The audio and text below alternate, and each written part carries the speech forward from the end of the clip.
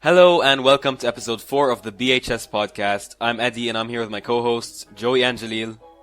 Yo guys. Christopher Khwairi. Merry Christmas. Mark Khazen. So, and Rawad Eid. that's me. And today we have an amazing guest. Please welcome Chief Farah. Hello. Welcome, Chief. Hello, thank you. Yeah. And Thank you for this warm welcome. for those of you that don't know her, she is the group leader and chief of BR1 Scouts. She's also a member of the Red Cross and an all-around amazing person. And we are really grateful to have her with us today, so let's just get right into it. Thank you for that lovely introduction, Eddie. And thanks for having me. So, Anytime. the first thing we want to ask about, because 3 of us in this call are scouts, and we have a couple of questions to ask you that we never really asked you before. So, Yeah, go ahead. what made you decide to join scouts in the first place? What made you want to become a leader? Alright, so how I started Scouts is a different reason than why I decided to become a leader, actually. So I started my scouting career, if you like, as a Cub Scout in Beirut 1 scouting group. And this was all the way back in about, I'd have to say 2002 maybe, 2003, something of that sort. And that was because both my parents, my mother and my father, both were scout leaders in B4 group, Beirut 4, and of the same association. And they basically loved the scouting atmosphere and the scouting spirit, and decided to put both my sister and I in scouts in the same association that they were in. And then, due to a few things going on, like a few events that happened in life, we had to leave. And then, why I decided to become a leader was actually because the same association, the Lebanese Scout Association, LSA, was opening a scout group in my alma mater, which is IC, and it was in International College, Ain Hall, which is like 2 minutes away from my house. And they were needing leaders, and were basically like calling out to the people who are in the region, or who know the school, or who know the scouting system. So I thought that would be an excellent opportunity for me to start my leadership career. And this was sometime around 2016, about 4 years ago. Yeah. Oh, nice. All right. So, Mark, Eddie, and I know that you've been a assistant Cubs leader, and you've been a ventures leader, and now you're an assistant group leader. What has been your favorite rank in Scouts till now, and why? Anyone who is a leader knows that this is one of the toughest questions. Mostly because of how their current and former members would react. To be very honest, each rank teaches you so many different things, mostly because each rank comes with a whole new group of members, and they teach you so much. So I'd like to say that I've learned a lot from each and every rank that I've been, but I think based on my personality and my character, I think being an assistant Cubs leader was a really nice time for me.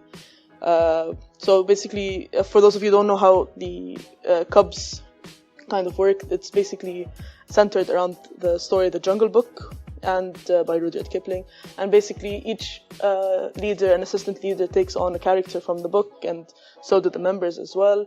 And because I'm very playful and like to sing songs and like to play games with the members, and I'm a, if you want, overall jolly person, I was given the character of Baloo. So Baloo was this really fun character in the story and in the movie, if you guys have watched it. And I basically felt that this position really fell in line with my character. I was able to be this jolly, fun person and just just be goofy all the time, and that was a pretty fun time of my scouting career. Oh, cool. Wow, that's nice. Do you have any favorite memories as a scout? There are a lot of those. Camps for sure are some of them, although they're tiring, so tiring. Yeah, but true. but I mean, the memories you make out of camps, those don't go away. Especially if you're with members or people like your friends who become your family. it's a really nice feeling to be camping with them, to be out in nature with them, to be tired with them the whole time. It's just more exposure and more being close together. Definitely. So I don't have a specific camp in mind that was like my favorite of them, but I'm just gonna put like all of camping under my favorite memories, if you want. Fair enough.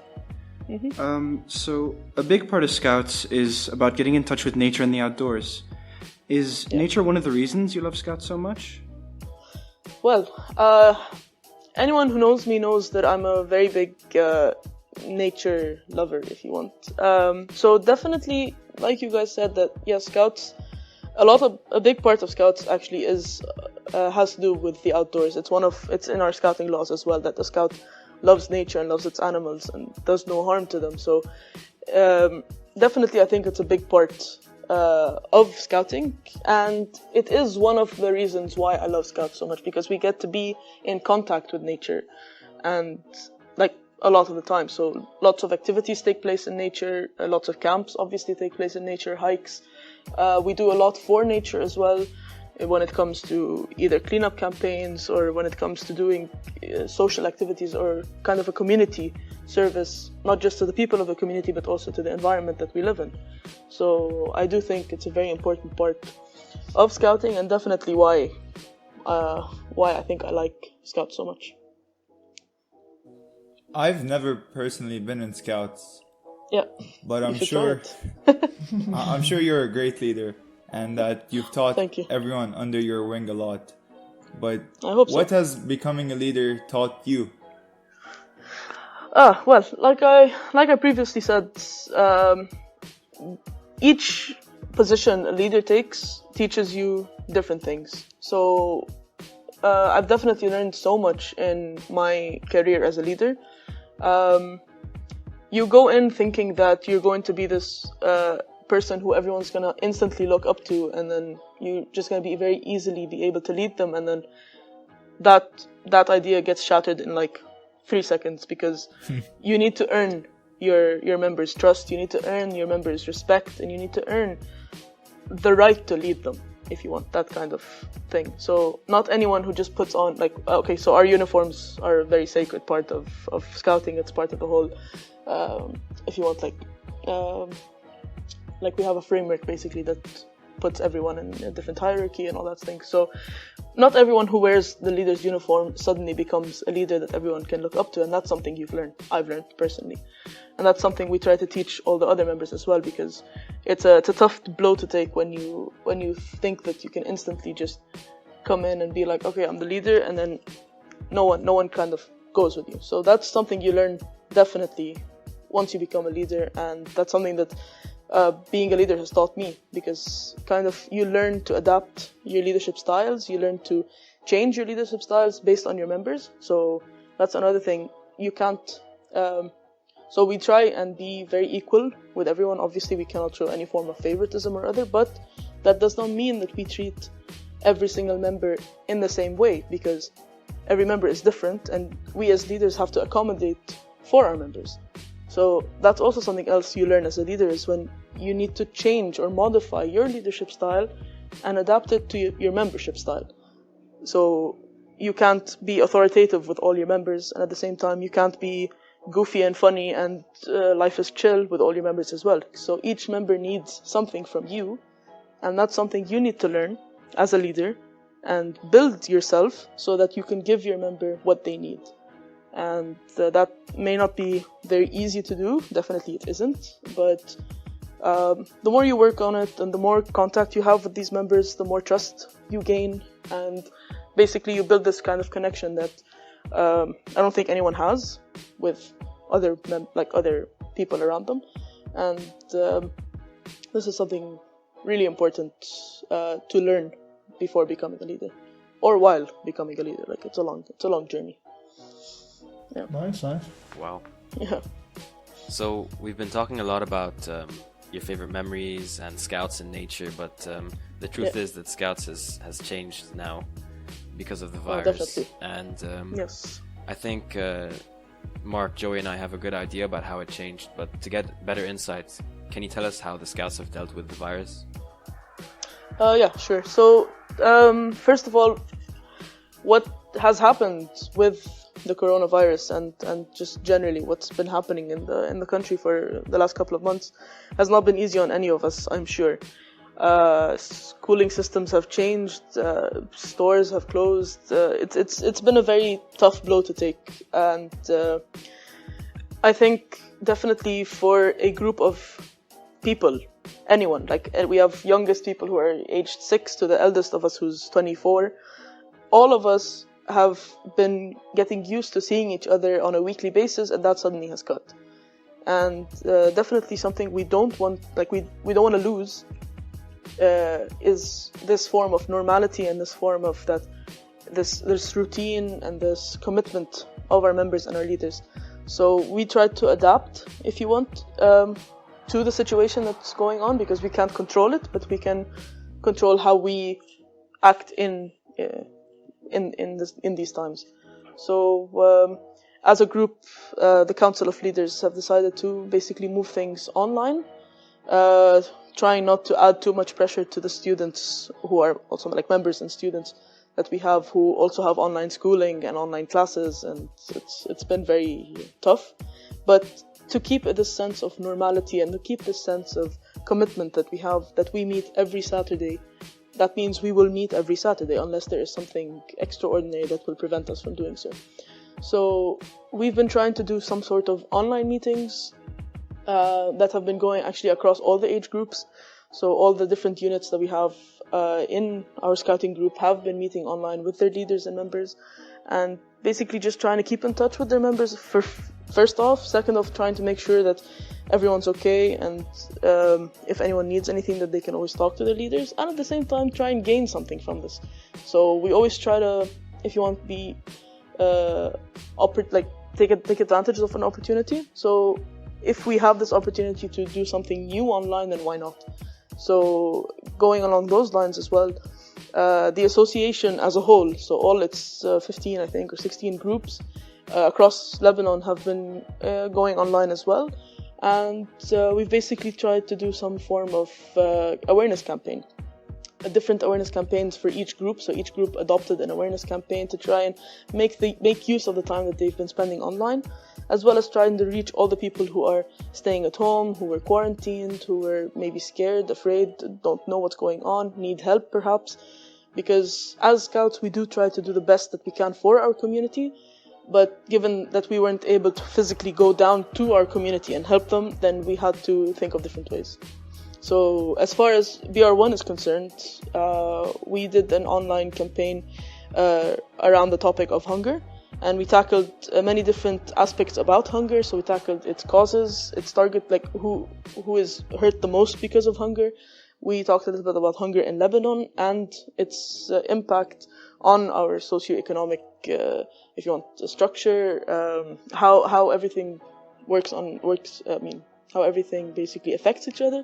And then we kind of wrapped it up with some solutions that we can do as individuals or as a community as well. And then we didn't just want to stop here where we just raised awareness, and we actually went a step further and donated food items to a local, if you want, initiative that was basically helping families around Brumeno and the area. So we tried to do a little bit in these dark times to try and help these people that we consider our community.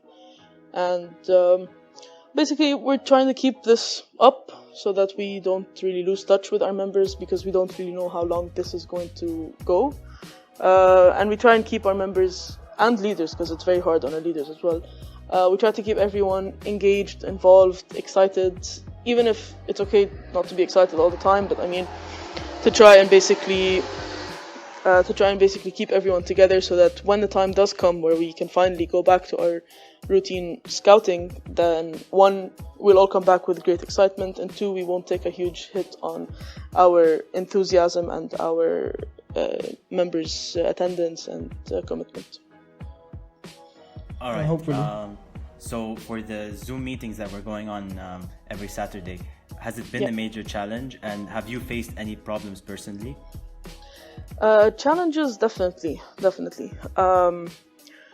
So basically, one huge challenge that I guess you can consider to be something small, but at the same time does impact our work is, for example, not everyone has excellent internet connection in Lebanon. Basically, no one does, and that kind of messes up with the whole online meetings. So we kind of adapt to do things like maybe 20 minutes online, and then the rest you'd have, like, the members would have to work on something offline and then come back online, like basically just to like try and meet without basically ruining all the bandwidth and take away all the internet. So that's one. And as far as challenges as well, I mean, we've definitely faced some challenges in enthusiasm and commitment that I've said before, and we're trying as hard as we can as leaders, and the members themselves try to motivate each other to keep up this pace, so that we don't lose members, basically. So your attendance in Scouts is basically based on it's an indicator, if you want, on how you're doing in Scouts. So if you have a good amount of members who are always committed and always coming to these meetings, then that means that you're doing something right.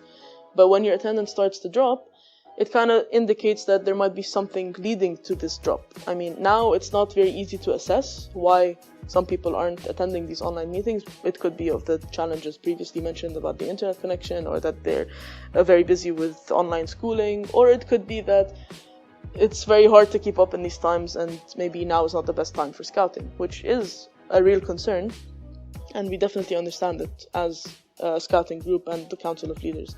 So we definitely have to try and adapt to these challenges and try to take them head on and try as much as we can not to let them affect our general movement, if you want. So challenges, yes, definitely we do have some challenges, but I mean, we try and face them, we try and fix them so that they don't permanently damage us. It's okay to take a hit every now and then, but just to make sure that you come back and it doesn't hurt you permanently. Fair enough. Yeah, cool. Yeah. And as a chief, would you recommend the majority of people to join Scouts? Okay, definitely. I mean, I think it's easy for someone in Scouts to say, definitely, yeah, come join Scouts because it's fun, but it's so much more than just fun for me personally, and I think many other people in Scouts, not just in our scouting group or our scouting association, I mean in general, the global scouting movement, I would definitely recommend anyone to join, young or old. We have people who have entered as leaders never even having any scouting experience before, and they still love it. We have members who have basically been birthed into scouting, who joined Scouts at the age of 4 and 5 and 6 and are still in scouting till today. So I definitely do encourage anyone who is possibly thinking about it to join Scouts, and if not even considering it, then maybe start, because there's so much that you can learn from being a Scout, and at the same time there's so much that you can teach the people around you in Scouts. So it's a two-way thing. And the friends you gain in Scouts and the skills you learn in Scouts, not just camping and knowing how to use an axe. I mean, you learn different skills in each journey, like each unit that you're in teaches you something. And definitely, I think that's worth looking into. If you're trying to work on your personal development, if you're trying to work on your interpersonal skills, if you're trying to just have something fun to do, maybe you want to join a sport, maybe you want to join Scouts. I mean, it is an extracurricular activity, definitely. It does improve you on so many different levels. I will definitely vouch for that. And at the same time, it really is a fun thing to do. So it teaches you so much, and you do really have fun. And then the people you meet there just become your family, honestly. And I know it sounds a bit corny and a bit, cliche, but it's true. Ask anyone who is a Scout, and they will tell you that. I mean, you make friends for life, honestly. Yeah, agree. So I definitely True. So I definitely would encourage anyone to join Scouts. So we know that you can play the guitar, Mm-hmm. and Yes. Being a guitarist and being a musician, what's your favorite type of music, and was there anything in that music that inspired you to learn how to play yourself? Definitely. Okay, so music for me is like a big part of myself. So I use music as a kind of escape, if you want, but not just as an escape. Like, it's kind of always in the background in my head. I don't know if that makes a lot of sense. Being a guitarist, I definitely play the guitar any chance that I get, and it's what type of music I listen to or what type of music that I actually play. It very heavily depends on my mood. So when I'm happy, I like to play, but also when I'm sad, I like to play because it kind of lifts me up. When something good happens to me, I like to play. I like to learn new things. I like to challenge myself to learn new things on the guitar. So it's a like for me, it's a very nice instrument to play, and like generally the music it makes, like the sound the guitar makes, I really do enjoy it. Same here. Yeah. So, And as far as what was the second part of that question? Sorry. What's your favorite type of music and what inspired you to start? That for me, I can't really answer. So I generally listen to a lot of music, and based on that, like again, based on my mood, I'd listen to very different genres of music. So nothing really specific hits me, but I'm a big fan of, for example, classic rock or soft rock. So anything from the 70s, 80s period. That's a really good music genre for me. And actually, what inspired me might sound a bit silly, but it was the guitar solo from Hotel California that kind of takes like 1 minute and a half of the song is just the guitar solo near the end. Yeah, it is. And I actually first heard that song, like I would hear it a lot, but I started learning the guitar at age 9, which is kind of a young age to start, but I kind of listened to it and I'm like, whoa, I want to do that.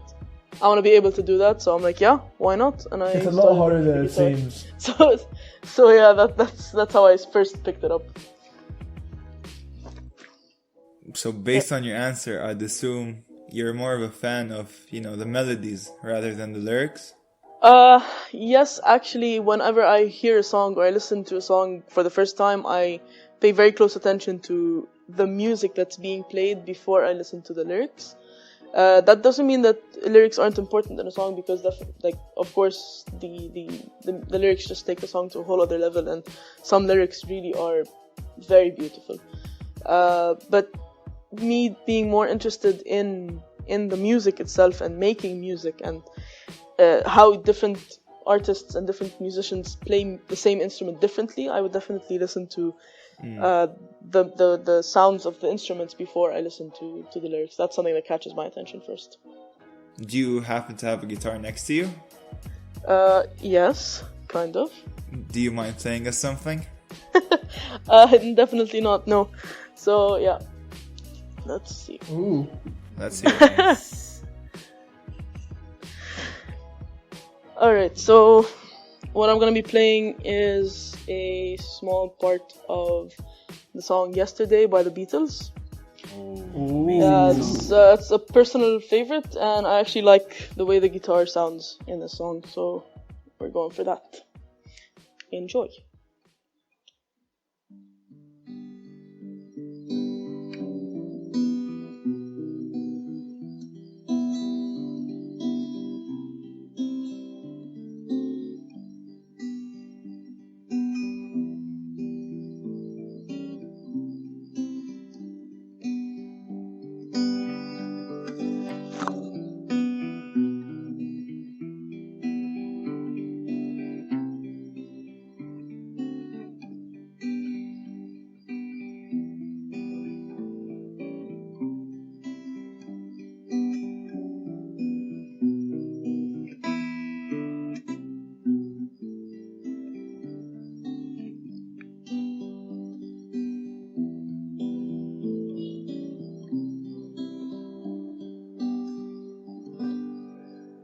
So this was just kind of a little instrumental, if you want. That was amazing. Thank you so much. So I'm sorry to take away from that beautiful segment, but you're in the Red Cross, and we haven't asked. sorry. You're in the Red Cross, and we haven't asked much about it because of some legal troubles, I guess. Not really legal, but Yeah, more of a kind of PR image kind of thing. Doesn't matter, Of anyways. the, like the, Yeah. But we still want to test you, is what I'm trying to say. Sure. And we've Sure, come up with a sure, couple why of not? scenarios, and we want to see how you're going to deal with them. So I guess Full I'll start disclaimer off. though, full disclaimer before we start actually is that as my job in the Red Cross is not really first aid related, but kind of my position as a leader, I do have to know a few basic first aid things, so I hope that I do well on this part. But basically, don't think I'm bad at my job if I don't get things right. Oh yeah, don't worry. These are really random. I don't think this is ever gonna happen to you. You're absolutely great. Alright, shoot. First one. It's pretty easy. You're in a forest and you see an old man with rashes on his arms and legs. What do? Alright, first of all, approach the man, introduce myself, and what attributes do I have to be asking him these questions. Basically, ask him if he touched anything, if he ate anything, if he has any allergies, known allergies that he might be able to help me with. Ask him if he takes any medication, check where the rash is, and kind of, if you want, mark, if I do have something to mark it with, like a marker or something, mark its ends and where it starts to see how fast it's spreading, if it does spread, and basically dial 140, which is the emergency contact for the Lebanese Red Cross, and inform them of what's been happening to see that if he needs medical help or maybe an EpiPen, or if he's having some form of allergic reaction, that he gets help as soon as possible. All right. Good answer. All right. So second scenario, a person was hit in the head with a chair and was knocked out, but there is no bleeding. What would you do? All right. Is this person breathing? Yeah, but he's knocked out. Alright, Yani so he's unconscious. Okay, Yes. so obviously I would first approach the person, check his or her breathing, check their airway, and check their blood circulation. So that's something called an ABC, so airway, breathing, circulation.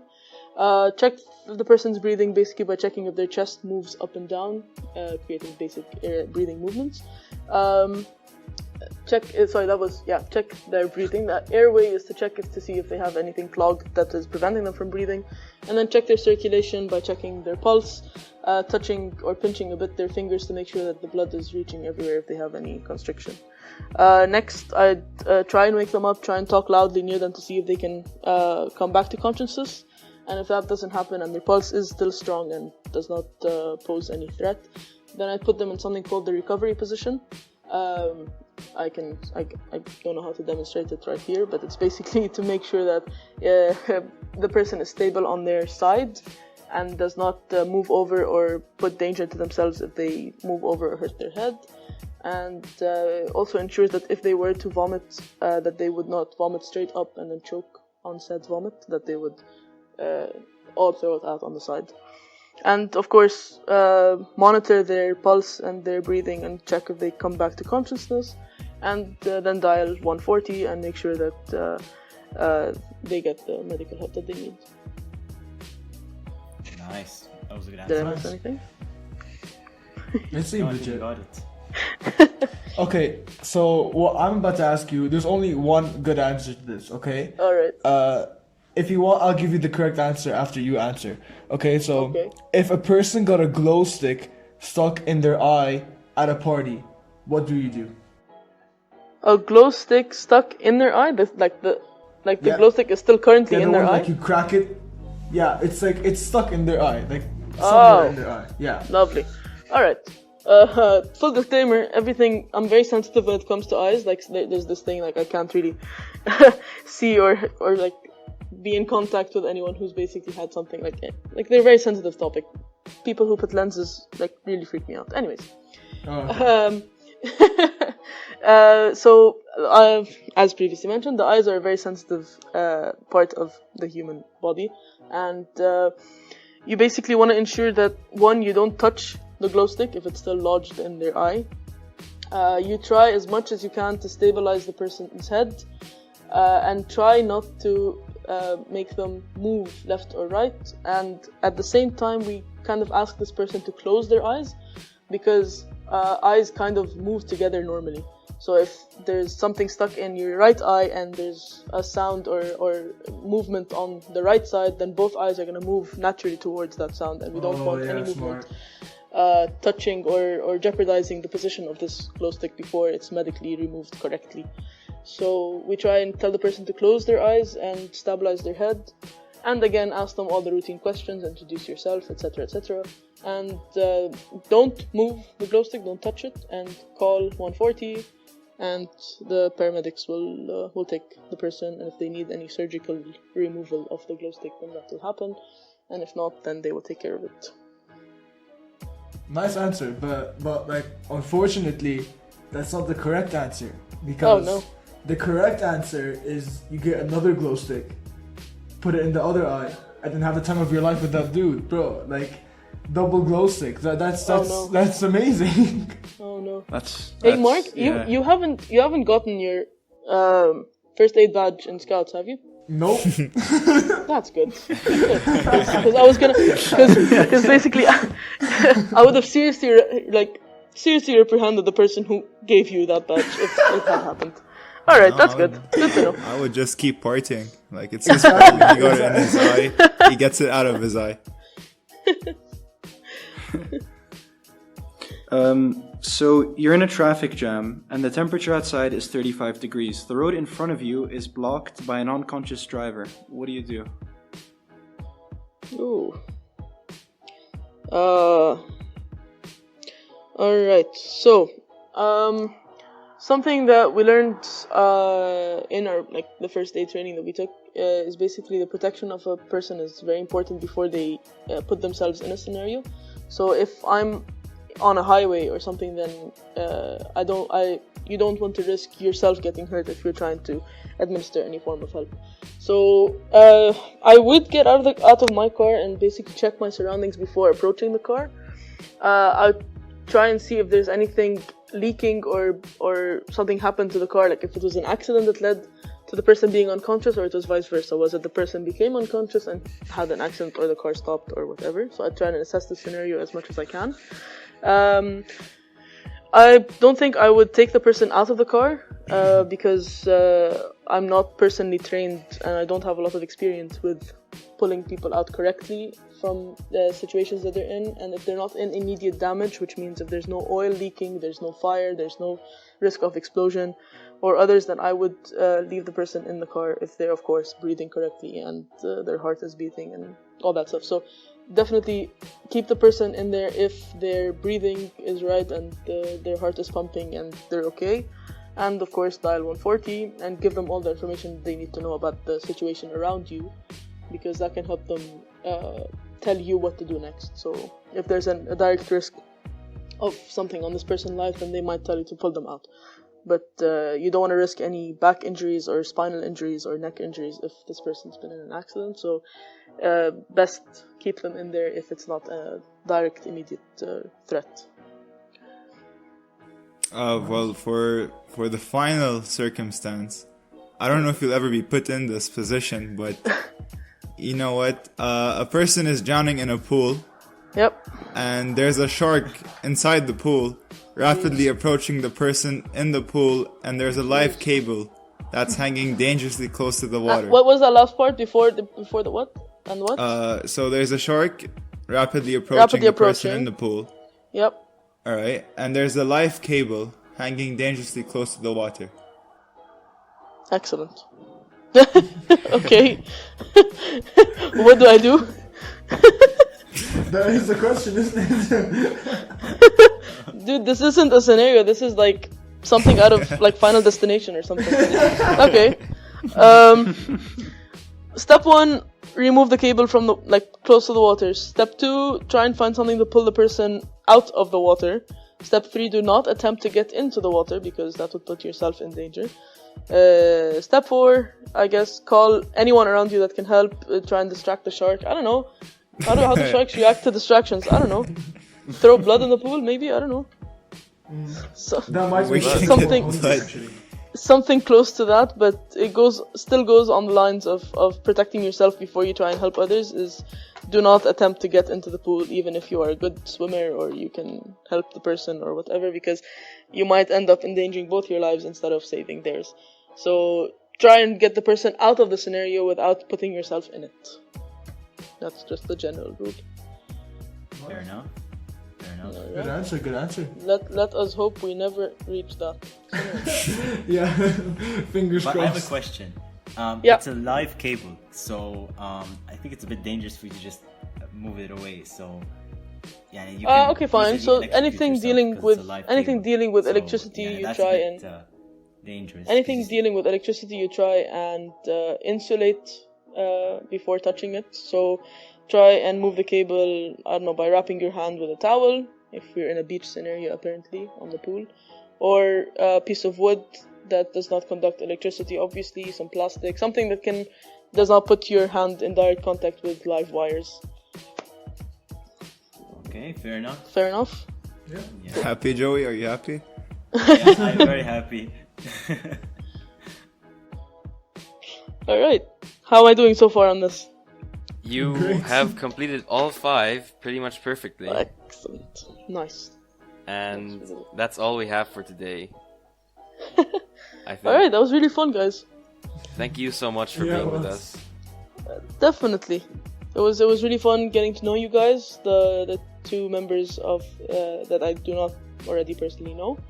And generally, like, this experience was really nice, and I'm very impressed and actually very proud of what you guys have been doing in this podcast. Thank you. In this BHS podcast, it's a very interesting line of work, and I hope like you do a lot more of these podcasts, and that they basically try and bring entertainment to the people. Thank you so and, much. You know, knowledge. Thank Thank you, you so thank much, you. Chief. Thank you kindly. You're welcome. Well, And let's hope all the viewers end up joining Scouts. Oh, I mean, we would love that. Nothing would make us happier, definitely, to make our family bigger. And on a side note, if anyone does have any questions regarding Scouts, you can give my personal information out and definitely be in touch. yeah, will do. Yeah, feels fair. Yeah. Alright. So this has So been... thank you guys again. Sorry. Yeah, and I do thank you. Sorry, and thank you for having me. Well, thank you. And this has been episode 4 of the BHS podcast. We'll see you again in 2 weeks. Goodbye. See you guys. Bye bye. Peace.